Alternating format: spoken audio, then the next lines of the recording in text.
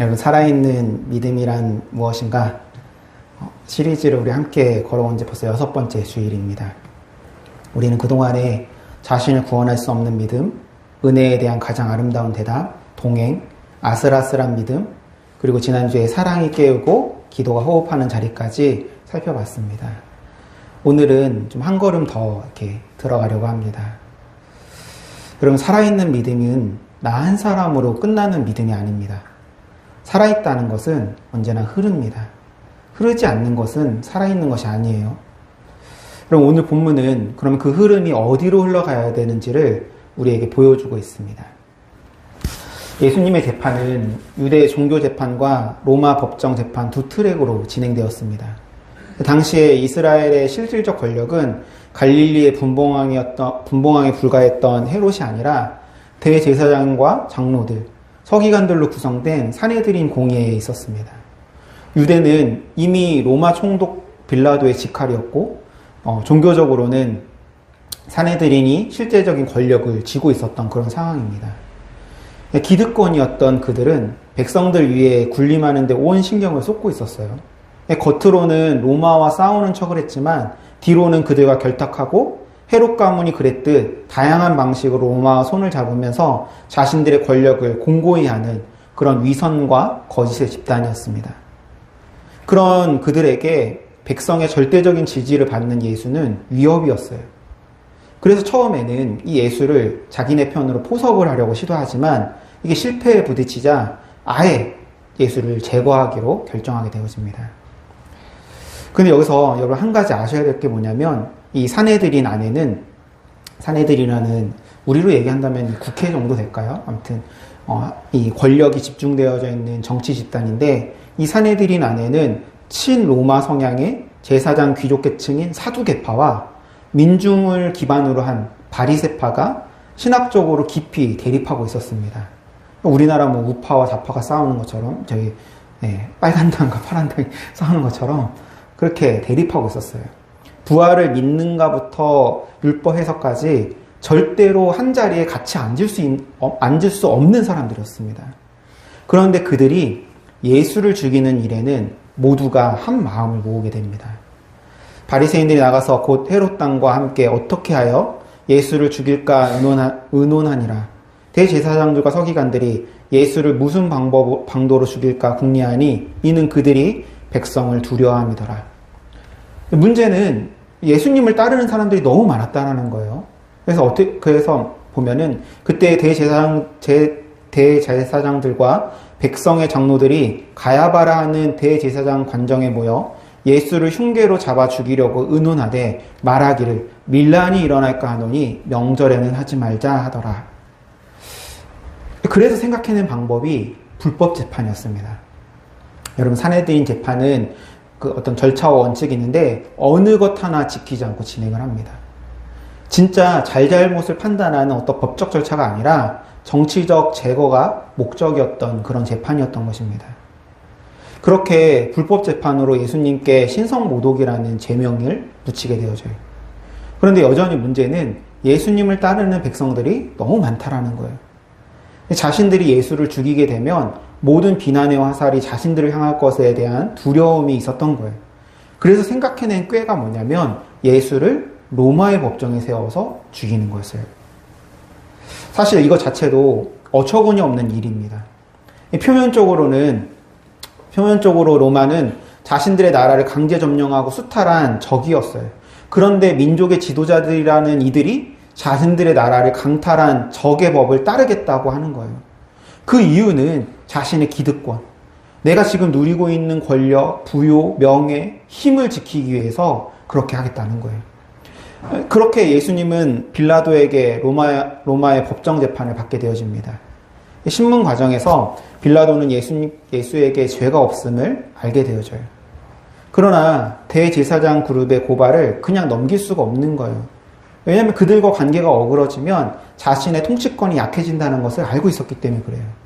그러한 상황에서 빌라도가 매우 기가 막힌 꾀를 내는데 그건 뭐냐면 사면령을 이용해서 예수를 석방하는, 다만 그냥 예수를 내세워서 예수 세면하겠다 이렇게 하면 반발이 있을 수 있으니까 잔인하고 모렴치한 강도 바라바를 예수님과 함께 세웁니다. 둘 중에 하나를 선택하라는 거예요.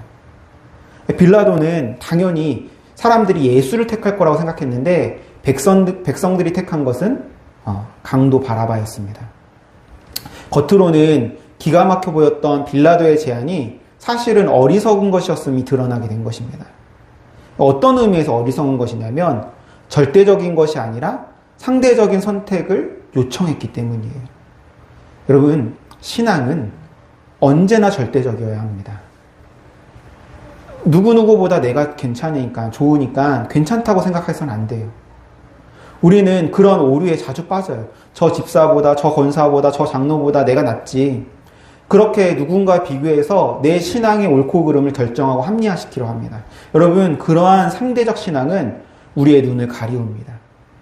나를 향한 하나님의 사랑과 은혜를 온전히 보지 못하게 하고 하나님과 우리 사이에 벽이 되어서 우리로 하나님께 돌아가지 못하게 만듭니다.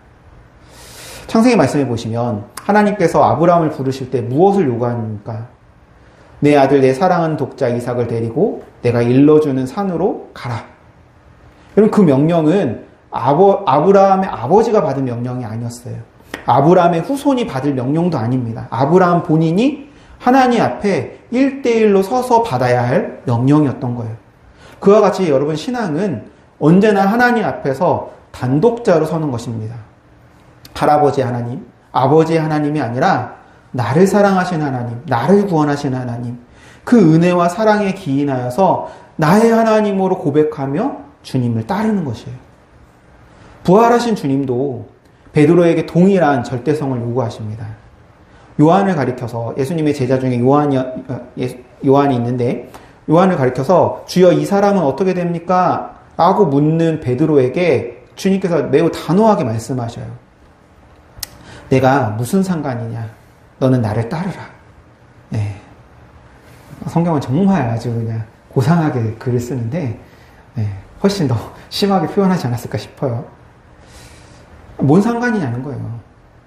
여러분, 신앙은 누구와 비교하는 게 아니에요. 또 어떤 공동체에 묻어가는 것도 아닙니다. 세상이 어느 정도의 신앙을 요구한다고 해서 그 정도로 머무는 것이 아니라 우리를 향한 하나님의 사랑과 은혜가 끝이 없음과 같이 늘 하나님을 사랑하며 그 은혜를 따라 사는 것이 우리가 취해야 할 태도인 것입니다. 살아있는 믿음은 바로 거기서부터 시작되는 거예요. 은혜를 깨달은 사람이 그 은혜에 자발적으로 응답할 때, 의무가 아니라 감사로, 두려움이 아니라 사랑으로 응답할 때, 그것이 갈라디아서 5장 6절에서 말하고 있는 사랑으로서 역사하는 믿음입니다. 물론 빌라도가 예수를 믿는 사람이 아니었기에 그에게 이런 잣대를 댈 수는 없지만 그의 삶의 태도 자체가 상대적이었다라는 거예요. 누구를 의식하고 누구 때문에 자신의 스탠스를 유지합니다. 그럼 많은 정치인들이 그렇게 자신의 입장을 취하고 정하죠. 그래서 그렇게 택한 거예요. 바라바냐 예수냐. 근데 그게 자충수가 되어집니다. 빌라도가 바라바와 예수라는 선택지를 내미는 것을 보면서 대제사장 그룹은 초강수를 두게 됩니다. 바라바는 놔주고 예수를 십자가에 못 박으라. 전 개인적으로 그 말은 그들이 대제사장 그룹이 하고 싶지 않았던 말이라고 생각합니다. 왜냐하면 하나님의 말씀을 자기 주장의 도구로 쓰는 것이기 때문에 그래요. 신명기 말씀, 구약 신명기 말씀 21장 23절 말씀에 나무 위에 달린 자는 하나님께 저주를 받았음이니라. 이 말씀을 따라 예수를 죽이고 싶었던 것이 아니라 그냥 유대인의 왕으로서 죽이고 싶었던 것이 원래 그들의 의도였는지 몰라요. 그런데 결국 그들은 하나님의 말씀을 가져와 가지고 그것으로 사람을 죽이는 음모의 도구로 사용하기 시작한 것입니다. 여러분, 이게 죄가 들어오는 방법이에요. 처음은 작은 것부터 허뭅니다. 처음에는 예수를 포섭하려고 했어요. 같은 편 먹자. 근데 그게 무산되니까 가늠한 여인을 데려오거나 세금 문제를 가지고 예수님께 찾아가서 예수님께 모욕을 주려고 했어요. 그러나 도리어 자신들의 실체가 드러나자 결국에 예수를 죽이려고 모의했고 단순히 정치적인 죄목에서 시작했던 일이 끝내는 하나님의 말씀을 살인의 도구로 쓰는 그런 지경에 이르게 된 것입니다. 이는 우리에게도 동일하게 일어나는 일이에요. 가정에서 무심코 던진 한마디, 자녀에게 가볍게 여긴 작은 약속, 함께 식탁에 둘러앉아 하루를 나누던 시간이 조금씩 줄어드는 것. 처음에는 별로 중요해 보이지 않아요. 그러나 그 작은 균열들이 신뢰를 무너뜨리고 무관심을 낳고 결국 가정이라는 거룩한 공동체를 산산조각 내버립니다. 하나님께서 우리에게 가장 먼저 허락하신 코이노이아의 자리가 바로 가정이에요. 그 첫 번째 코이노이아의 자리가 무너지면 우리의 자녀들은 우리에게서 흘러갈 신앙의 유산을 받을 자리를 잃어버리게 되는 것입니다. 죄는 정확하게 그 자리를 노립니다. 교회도 마찬가지예요. 교회의 죄도 큰 것부터 시작되지 않습니다. 옆자리의 형제자매를 향해서 작은 비교부터 시작합니다. 왜 저 사람은 저렇게 하지? 왜 저 사람은 내가 저 사람보다 낫지 않는가? 이런 마음이 비판이 되고 정죄가 되며 파벌과 분열로 이어지게 됩니다. 어느 순간 우리는 본문 속의 종교 지도자들과 똑같이 하나님의 말씀을 들고 와서 형제를 정죄하는 데 쓰기 시작하고 은혜에 대한 자발적 응답이어야 될 신앙이 자기 의를 증명하고 타인을 누르는 도구로 변질되게 됩니다. 사회를 무너뜨리는 죄 역시 거대한 사건에서 시작되지 않습니다. 작은 거짓말을 모르는 척하는 일, 작은 불의를 원래 그런 거지 하며 넘기는 일, 연약한 자들의 소리에 잠시 귀를 닫는 일, 그런 작은 마비가 쌓이고 쌓이면 어느 순간 우리는 거대한 불의를 정상으로 여기는 사회 한가운데 서게 되는 것입니다. 존 웨슬리 목사님은 거룩함은 결코 개인적 차원에 머물 수 없다. 반드시 거룩한 사회적 거룩함으로 확장되어야 된다라고 말씀하십니다. 근데 우리는 어때요? 우리의 거룩함은 교회 문 안에서만 있는 거예요. 그 문 밖에서 일어나는 작은 불의들에 대해서 침묵합니다. 그 침묵이 쌓이고 쌓일 때 결국 가정도 교회도 그리고 우리가 함께 서 있는 이 사회 전체가 흔들리게 되는 것입니다. 여러분, 이 시간 우리 자신을 좀 돌아봤으면 좋겠습니다. 우리의 가정에 무너진 작은 신뢰가 있지 않습니까? 우리의 교회 안에 비교와 정죄로 시들어버린 사랑이 있지 않습니까? 우리 사회 안에는 우리가 외면해온 연약한 자들의 울음소리가 있지 않습니까? 그 자리에서 우리가 자녀들에게 무엇을 보여주고 무엇을 물려주고 있는지를 정직하게 여러분 들여다보셔야 됩니다. 성경은 우리에게 그 자리에서 먼저 울 것을 가르쳐 주십니다. 여러분, 회개는 단지 죄의 목록을 점검하는 일이 아니에요. 내가 무슨 죄를 졌습니다. 무슨 죄를 졌습니다. 이거 하는 거 아니라고요. 회개는 하나님 앞에서 정직하게 우는 일입니다. 다윗이 시편 51편에서 그렇게 울었고 에레미야 선지자가 그렇게 울었고 예수님도 예루살렘을 보시면서 그렇게 우셨습니다. 그런데 우리는 그 우는 자리를 너무 빨리 지나가려고 합니다. 마치 울지 않아도 회복이 되는 것처럼. 그러나 살아있는 믿음은 정직한 애통 없이 자라나지 않습니다. 그리고 바로 그 애통의 자리에서 성령님께서는 오늘도 우리를 깨우고 계십니다.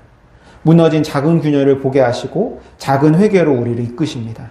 성령은 우리에게 단지 괜찮다라고 위로하시는 분이 아니라 우리 안에 무너진 자리를 정확하게 보게 하시고 우리를 다시 일으켜 세우시는 성화의 주체이십니다. 그 성령의 인도하심에 응답할 때 비로소 우리의 믿음은 살아있는 믿음이 되는 것입니다. 바라바를 놔주고 예수를 십자가에 못 박으라 외치는 사람들의 소리에도 불구하고 빌라도는 계속 예수님을 놔주려고 합니다. 그들이 주장하는 율법은 그들의 문제지 빌라도의 문제가 아니었기 때문이에요. 또 어쩌면 그들을 견제하기 위한 수단으로 예수를 더 살리려고 했던 건지도 모릅니다. 바로 그때 대제사장 그룹은 하나님의 백성으로서는 절대로 할 수 없는 말을 내뱉습니다. 이러함으로 빌라도가 예수를 놓으려고 힘쓰나 유대인들이 소리질러 이르되 이 사람을 놓으면 가이사의 충신이 아니니이다. 무릇 곧 자기를 왕이라 하는 자는 가이사를 반역하는 것이니이다. 이렇게 얘기를 해요. 지금 빌라도한테 너 예수 낳아주면 너 황제 신하 아니다. 충신 아니다. 반역하는 거다. 그리고 이어서 이렇게 외칩니다. 15절 말씀. 그들이 소리 지르되 없이 하소서 없이 하소서 그를 십자가에 못 박게 하소서. 빌라도가 이르되 내가 너희 왕을 십자가에 못 박으랴. 대제사장들이 대답하되 가이사 외에는 우리에게 왕이 없나이다. 가이사 외에는 우리에게 왕이 없나이다. 유대 민족주의자들, 바리새인들 중에서 대제사장 그룹은 절대로 할 수 없는 말입니다. 과거 일본 제국주의 시야에서 종교 지도자들이 일본 천황 외에는 우리에게 왕이 없습니다 라고 하는 것과 똑같은 거예요. 죄로 인해서 허물어지자 그 틈새로 물려오는 광풍을 막을 방법이 없는 거예요. 입으로는 하나님의 뜻을 말하고 하나님의 정의를 말하고 하나님께 선택받은 자라고 말하지만 동시에 우리의 왕은 하나님이 아니라 로마의 황제입니다. 세상에서 얻은 권력이, 나의 부요가, 나의 성공이, 나의 힘과 능력이 나의 왕입니다. 이렇게 외치고 있는 거예요. 여러분, 그렇게 무너지는 겁니다. 성경은 이것을 우리에게 묻고 있습니다.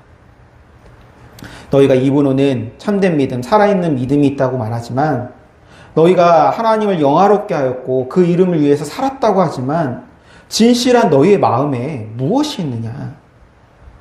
그게 정말 살아있는 믿음이더냐? 아니면 하나님의 이름을 빌려 세상을 따르고 있는 것이냐? 그렇게 무너진 신앙의 공동체 자리에서 세상의 정의는 누가 외칠 것이며 연약한 자들의 눈물은 누가 들어줄 것이며 그렇게 무너진 부모의 자리에서 우리 자녀들은 무엇을 물려받게 되겠습니까? 우리가 흘려보낼 유산이 가이사입니까? 아니면 예수 그리스도입니까? 이걸 물어보고 있는 거예요. 여러분, 성경은 스스로 거룩한 백성이라고 말하면서 동시에 가이사 외에는 우리에게 왕이 없나이다 라고 외쳤던 사람들과 정면으로 대비되는 한 사람을 이어서 등장시킵니다. 그들이, 우리 함께 읽어볼게요. 시작. 그들이 예수를 끌고 갈 때 시골에서 오는 구레네 사람 시몬을 붙들어 그에게 십자가를 지워 예수를 따르게 하더라. 빌라도가 예수를 넘겨주자 그 즉시 형집행이 이루어집니다. 헤롯과 빌라도 법정에서 매질을 당해서 약해질 대로 약해진 예수께서 십자가를 지고 처형장까지 가는 것 자체가 극심한 고통이었어요. 더욱이 곁에 아무도 없습니다. 제자들은 모두 다 도망쳤고 따르던 수많은 이들은 방관하거나 십자가에 못 박으라고 소리쳤습니다. 그러한 예수님 곁에 한 사람이 등장하는데 구레네 사람 시몬입니다. 그는 북아프리카 구레네에서 유월절을 지키러 자녀들과 예루살렘에 올라온 시골 사람이었어요. 그저 명절을 지키러 왔을 뿐인데 그날 그 길목에서 자기 인생에 한 번도 상상해보지 못한 그런 일을 당하게 됩니다. 마태복음과 마가복음은 그 장면을 더 정확하게 기록을 했는데 십자가를 지워에서 이 짊어지다로 번역된 헬라어 앙가리오는 로마 군대가 길 가는 민간인을 강제로 징발할 때 쓰던 군사용어로 거절할 수 없는 강제동원입니다. 로마 군병이 그의 어깨를 잡아 끌어다가 피와 채찍의 자국으로 얼룩진 예수의 십자가를 그 어깨에 얹어버린 거예요. 그럼 시몬은 그 십자가를 지고 싶지 않았어요. 신명기 21장 나무에 달린 자는 하나님께 저주를 받았음이니라 라는 말씀을 따라서 하나님의 저주 아래 놓인 사람을 위해서 짐을 대신 진다는 것은 유대인이었던 시몬에게 부정하고 부끄럽고 두려운 일이었기 때문에 그렇습니다. 근데 여러분, 여기서 중요한 것이 있어요. 그는 십자가를 들어 올린 것이 아니라 짊어졌습니다. 들어 올리는 것은 잠깐의 힘이지만 짊어지는 것은 골고다까지의 모든 걸음입니다. 어깨가 까지고 무릎이 꺾이고 등이 휘어지는 모든 걸음. 시몬은 그 모든 걸음을 예수님 뒤에서 걸어야 했습니다. 여러분, 그 걸음을 걸으면서 시몬이 무엇을 봤을까요? 그 바로 앞에는 채찍에 맞은 등, 가시관에 찔린 머리, 피와 땀으로 범벅이 된 얼굴, 그리고 그분의 침묵, 욕하지 않고 저주하지 않고 도리어 자기를 못 박는 자들을 위해서 기도하시는 그 침묵, 그걸 바라보면서 걸어간 거예요. 성경은 시몬의 심경 변화나 이후의 삶에 대해서는 자세히 기록하고 있지 않습니다. 그런데 그것을 짐작할 수 있는 힌트가 있어요. 마가복음 15장 21절은 시몬을 그저 시몬이라고 부르지 않습니다. 말씀 읽어보면 마침 알렉산더와 루포의 아버지인 구레네 사람 시몬이 시골로부터 와서 지나가는데 그들이 그를 억지로 같이 가게 하며 예수의 십자가를 지고, 여러분 마가가 시몬을 소개하는데 굳이 두 아들의 이름을 붙여 적은 것은 그 두 아들이 마가복음을 읽던 초대교회 공동체 안에는 알려진 인물이었다는 강력한 증거입니다. 아, 그 시몬 말이지, 우리가 잘 알고 있는 그 알렉산더와 루포의 아버지, 이렇게 알아들을 수 있는 사람들에게 마가가 적은 거예요. 특히 루포에 대해서는 더 많이 알 수 있습니다. 사도 바울이 로마서를 마치며 로마교회 성도들에게 마지막 인사를 전하는데, 주께서 택하심을 입은 루포와 그의 어머니에게 문안하라. 그의 어머니는 곧 내 어머니니라. 다수의 성경학자들이 이 루포를 마가복음에 등장한 시몬의 아들 루포와 동일한 인물로 봅니다. 마가복음이 로마교회를 향해 쓰였고 바울이 안부를 묻는 곳도 지금 로마교회예요. 무엇보다 바울이 그의 어머니, 이 루포의 어머니를 뭐라고 얘기하냐면 곧 내 어머니라 라고 부르고 있습니다. 여러분, 골고다 길 위에서 강제로 십자가를 메고 떨던 한 시골 사람, 그 아내가 사도 바울의 영적 어머니가 되었고 그 아들은 주 안에서 택하심을 입은 자가 되었다는 것입니다. 또 다른 아들 알렉산더도 초대교회 공동체 안에서 이름이 알려진 형제가 되었습니다. 시몬의 가정 전체가 그리스도의 공동체 안으로 통째로 들어오게 된 것입니다. 강제로 짊어진 한 번의 십자가가 한 가정 전체의 영원한 신앙의 유산이 되어진 것입니다. 어떻게 이런 일이 일어났을까? 처음에 끌려갔던 시몬, 분노했을 시몬, 아, 왜 하필 나야 하면서 발을 내디뎠을 시몬, 그 시몬이 어떻게 변해서 가족이 통째로 주님께로 돌아왔을까? 여러분, 바울이 그 답을 보여줍니다. 내가 내 몸을 쳐 복종하게 함은 내가 남에게 전파한 후에 자신이 도리어 버림을 당할까 두려워함이로다. 말씀에 치다라고 번역된 히포피아존은 눈 밑을 쳐서 명들게 하다라는 권투 용어예요. 강도 높은 훈련을 뜻합니다. 그런데 여러분, 이 바울이 어떤 사람입니까? 바울은 한때 예수 믿는 사람들, 그리스도인들을 잡아다가 죽이던 사람이었어요. 어느 날도 이 다메섹으로 예수 믿는 사람들 잡으러 가던 길에 부활하신 주님께 강제로 사로잡힌 사람이었습니다. 그도 처음에는 시몬과 같았어요. 강제로 멈춰 세워졌고 강제로 끌려갔고 강제로 자기 인생이 뒤집혀진 사람. 그런데 그 강제의 자리에서 은혜를 만난 사람은 그 이후에 어떻게 살아갑니까? 더 이상 강제할 필요가 없는 거예요. 이제는 스스로 자기 몸을 쳐서 복종합니다. 누가 시켜서가 아니라 두려움 때문도 아니에요. 받은 은혜의 무게를 알기 때문에 그 은혜에 응답하는 자발적인 사랑 때문에 자기 몸을 쳐서라도 주님의 뒤를 따라가고 싶은 거예요. 여러분, 바로 이게 사랑으로서 역사하는 믿음입니다. 강요로 시작된 자리가 은혜를 만나면 자발적 응답으로 변하게 되는 거예요.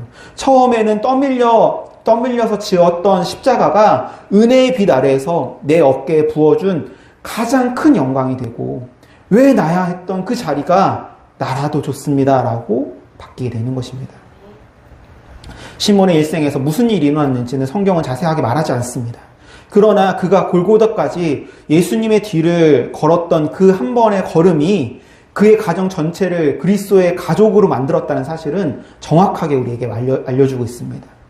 강제로 시작된 십자가가 한 가정의 자발적 응답으로 자랐고 그 자발적 응답이 다음 세대로 흘러갔던 것입니다. 여러분, 살아있는 믿음은 이렇게 흐르고 이렇게 물려지게 되는 것입니다. 여러분, 성경은 정말 놀랍습니다. 이 구레네 사람 시몬의 이야기에 바로 이어서 이 말씀이 등장해요. 또 백성과 및 그를 위하여 가슴을 치며 슬피 우는 여자의 큰 무리가 따라오는지라. 예수께서 돌이켜 그들을 향하여 이르시되 예루살렘의 딸들아 나와 너희의 자녀를 위하여 울라. 할렐루야. 이 말씀의 본래 의미는 곧 다가올 예루살렘의 멸망에 관한 예언이었어요. 다음 절에서는 주님은 그 멸망의 무서움을 말씀해 주십니다. 잉태하지 못한 자가 복이 있다라고 할 만큼 그 시대 어머니들이 자녀들과 함께 겪게 될 환란을 미리 보고 계셨던 거예요. 그런데 여러분, 그 말씀의 무게는 오늘 우리에게도 동일하게 임하는 거예요. 주님께서 예루살렘의 멸망 앞에서 그 시대 어머니들에게 자녀를 위해서 울라라고 하셨으면 오늘 신앙이 무너지고 있는 이 시대 앞에서 우리는 그보다 덜 울 수 있습니까? 오늘 우리 자녀들이 살아갈 세상을 보십시오. 가이사가 왕인 세상이에요. 권력이, 부요가, 성공이, 외모가, 능력이 왕인 세상이에요. 입으로는 하나님을 말하지만 실제로는 가이사를 섬기는 시대입니다. 그런 세상에서 우리 자녀들은 무엇을 보고 자랍니까? 누구를 따라 살게 됩니까? 여러분, 자녀를 위해서 운다는 것은 단순한 부모의 걱정이 아닙니다. 그 자녀에게 살아있는 믿음이라는 단 하나의 유산을 물려주기 위해서 무릎 꿇는 부모의 자리예요. 그것은 시몬의 아내가 자기 남편이 골고다에서 짊어진 그 십자가의 의미를 자기 아들들에게 가르치며 흘렸을 눈물입니다. 그 눈물이 루포를 만들었고 알렉산더를 만든 거예요. 여러분, 우리는 자녀에게 무엇을 물려주고 있습니까? 좋은 학벌입니까? 든든한 재산입니까? 안정된 직장입니까? 다 좋습니다. 그러나 그것들은 가이사가 줄 수 있는 것이에요. 가이사의 유산입니다. 우리가 그것만을 물려준다면 우리도 결국은 가이사 외에는 우리에게 왕이 없나이다 외쳤던 그 대제사장들과 다를 바가 없는 부모일 뿐입니다. 오직 한 가지, 가이사가 줄 수 없는 유산이 있습니다. 그건 살아있는 믿음이에요. 사랑으로서 역사하는 믿음, 은혜에 자발적으로 응답하는 믿음, 강제된 십자가도 자발적 응답으로 바꿔놓는 그 믿음, 그 믿음만이 우리 자녀들이 가이사가 왕노릇하는 이 세상에서 끝까지 예수 그리스도를 왕으로 모시며 살아갈 수 있는 힘이 되는 것입니다. 사랑하는 여러분, 오늘 우리는 자녀를 위해서 울어야 합니다. 그 울음은 절망적 울음이 아닙니다. 시몬의 아내가 흘렸을 그 눈물처럼 자기 자녀에게 살아있는 믿음을 흘려보내고 싶은 부모의 거룩한 울음입니다. 그리고 그 울음의 자리에서 성령께서 우리를 깨우십니다. 무너진 부모의 자리, 무너진 신앙의 자리를 보게 하시고 우리를 다시 그 자리에서 일으켜 세우십니다. 그리고 그렇게 부모에게서 자녀로 흘러갔던 살아있는 믿음은 자녀를 통해서 다시 무너진 세상의 정의와 연약한 자들에게 흘러가게 되어집니다. 살아있는 믿음은 머물지 않습니다. 끝까지 흘러서 온 세상을 살리는 놀라운 믿음이 되어집니다. 여러분, 이 믿음이라는 유산을 물려주시기 바랍니다. 우리 다음 세대에게 이 믿음을 물려주십시오. 그것이 오늘 본문이 우리에게 주는 단 하나의 명령입니다. 오늘 너희와 너희 자녀를 위하여 우십시오. 그 거룩한 울음이 이 다음 세대의 살아있는 믿음이 될 줄로 믿습니다.